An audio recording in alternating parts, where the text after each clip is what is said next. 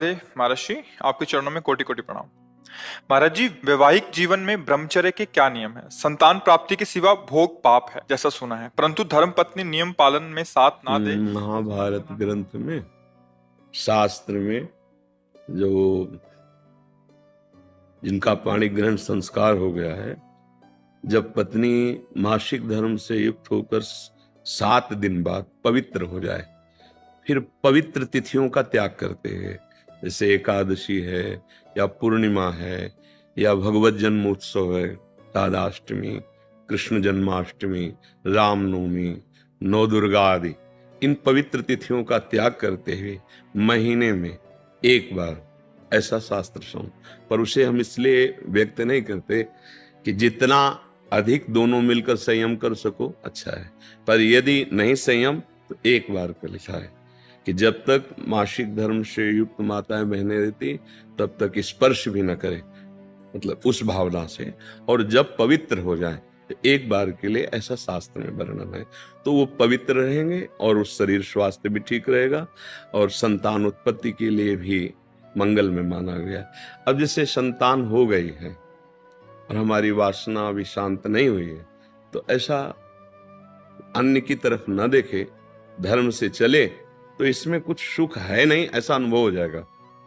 बहुत देखे, हम तो बिना पढ़े लिखे गांव के लोगों को देखा है कि 1-2 संतानें हो गई तो घर के बाहर लेटने लगे परिवार से, क्योंकि वास्तविक इसमें सुख नहीं है। हमारा जो मन है जिस सुख की चाह कर रहा है, आप खुद देखो, गृहस्थ हो आप लोग, आपको हर बार एक नई तृष्णा जगती है, एक नया चाव भोगने का होता है, वो चिंतन के कारण। ऐसे इस शरीर से नहीं तो इस शरीर से, इस प्रक्रिया से तो नहीं इस प्रक्रिया, और उन प्रक्रियाओं को, उन शरीरों को भोगता है, पर फिर भी एक नई तृष्णा, मतलब सुख नहीं मिला। नहीं तो ऐसा ना जैसे हम प्यासे, पानी मिल जाए तो हाँ भाई तृप्ति हो गई, जैसे केवट जी कह रहे हैं, अब कछुनाथ न चाहिए मोरे। तो हमारा जो मन सुख मांग रहा है, वास्तविक वो सुख निरंतर वाला मांग रहा है, जिसमें दुख का लेश न हो और आनंद ही आनंद हो। अब हमारा ज्ञान के कारण चिंतन बदल गया, हम देहाभिमान भाव से हो गए कि मैं पुरुष हूं। अब हमारी मांग 5 ज्ञानेंद्रियों और मन के सहित, मना कष्टान इंद्रियाणि प्रकृति स्थान कर सती, अब वो प्रकृति से सुख चाहने लगा। हर इंद्रिय हमारी प्रकृति भोग में, और इसका नाम भगवान ने गीता में रखा है दुखालयम अशाश्वतम। तो हर भोग का अंतिम परिणाम खाली हाथ, अशांति और भारी भोग तृष्णा। जो जितना भोगता है उतने कामी होता जाता है। जैसे आग में घी डालते रहो तो बढ़ेगी ना, ऐसे भोग तृष्णा है।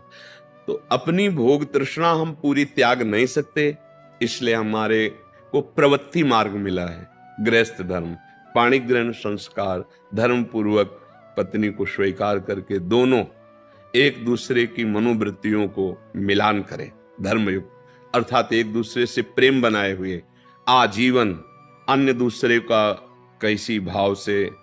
तो जितना धर्माचरण होगा उतनी वासना बढ़ती चली जाएगी, और जितना धर्माचरण होगा तो धर्म के प्रभाव से वासना शांत होती चली जाएगी।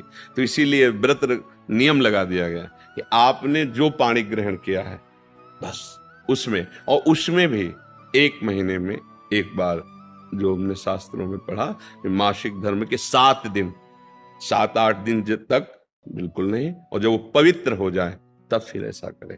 ऐसा अभी परसों ही वो चीजें हम सुनाते इसलिए नहीं है कि भ्रष्टाचार बढ़ा हुआ, कौन धर्म की बात माने। गर्लफ्रेंड बॉयफ्रेंड, आज ब्रेकअप दूसरे के साथ, फिर कल उससे, ये क्या है, ये क्या है? ये संस्कार है हमारी नई पीढ़ी के। इस पर इसलिए बिल्कुल हमारा हृदय जल जाता है। आप लोग क्या कर रहे हो अपने जीवन के साथ? खिलवाड़ कर रहे हो। जब तुम ऐसे हो फिर पाणी ग्रहण करोगे तो तुम्हें प्रीति होगी अपने पति से, तुम्हें प्रीति होगी अपनी पत्नी से, तुम्हारा भाव बनेगा? बिल्कुल नहीं बनेगा। पूरी गृहस्थी चौपट, पूरा हमारा जीवन चौपट हो जाएगा। नई नई चाट लग गई। हम कई बार उदाहरण में दिया है कि यदि आपका होटलों में खाने का अभ्यास बन गया ना, तो घर की रसोई अच्छी नहीं लगेगी। ध्यान रखना, अगर एक पत्नी से चलोगे व्रत लेकर धर्म से, एक सीमा, और धर्म की पूर्ति के लिए संतान उत्पत्ति क्रिया, और बाद में निवृत्त होकर भगवान को प्राप्त करना। अगर आप व्यभिचार करेंगे तो इतनी आसक्ति बढ़ जाएगी, अब आप लोगों को क्या बताना है। अवस्थाएं हो रही, पर मन की दशा को देखो क्या है। पैसा है तो आप पैसे के बल से कौन सा व्यभिचार कर रहे हैं, आप देख लो ना, अपने जीवन को देख लो, हमें क्या बताने की जरूरत है। क्योंकि हम तो शास्त्र के इशारे को देखते हैं कि अगर मन भगवान में नहीं लगा तो तुम चाहे 90 वर्ष के हो, वही मन मांगेगा जो जीवन भर मांगा है। तुम्हारी वासना तुम्हें जलाएगी, भ्रष्ट करेगी, नीचे गिराएगी। इसलिए भाई अब हमारा तो इस विषय में बोलने की हिम्मत ही नहीं रह गई है। हिम्मत तो तब हो ना जब आपके आचरण पवित्र हो। 20-25 तक पहुंचते पहुंचते आपने अपना सर्वनाश कर दिया अन्य क्रियाओं से, अन्य वासनाओं से। कैसे बताए, कैसे बताए, कैसे तुम पवित्र होगे, कैसे तुम्हारा जीवन पवित्र, कैसे गृहस्थ धर्म तुम्हारा वो अपनी तरफ, आप अपनी तरफ, ये गृहस्थी है। अरे दोनों एक, चाहे दुख आवे चाहे सुख आवे, बाहु से बाहु मिला करके आगे बढ़ते हुए धर्म पूर्वक, तो संतानें पवित्र उत्पन्न होंगी, समाज में आप सुख वर्धन करने वाले बनेंगे। नहीं आपस में एक दूसरे से विरोध होगा और फिर तो बच्चा समय तो ऐसा आ रहा है कि अब धर्म ग्रंथों में जो लिखा हुआ है वो लिखा हुआ ही केवल है। विदुर जी महाराज के वचन है कि जब स्त्री मासिक धर्म से पवित्र हो जाए तब पुरुष संतानोत्पत्ति की भावना से, अब मान लो संतानोत्पत्ति नहीं चाहिए, अब वासना है, तो अन्य जगह जाने की जरूरत नहीं है। आपने धर्म पूर्वक दोनों ने स्वीकार किया है, वहां कोई पाप नहीं होगा। अन्य जगह पाप हो जाएगा, अन्य जगह बुद्धि भ्रष्ट हो जाएगी। और अगर दोनों मिलकर धीरे धीरे इसके रहस्य को जान जाओ, किसमें सुख नहीं, अंतराय बढ़ाते चले जाओ, तो दोनों महात्मा हो जाओगे, दोनों भगवत प्राप्ति के योग्य हो जाओगे। ऐसे चला है। देखो प्रीति में सुख है, प्रीति में सुख है। वास्तविक देखो, जब आपको किसी से प्रेम हो जाता है वास्तविक, वो काम चीज अलग है, चेष्टा अलग है, काम चेष्टा, काम क्रिया, प्रीति।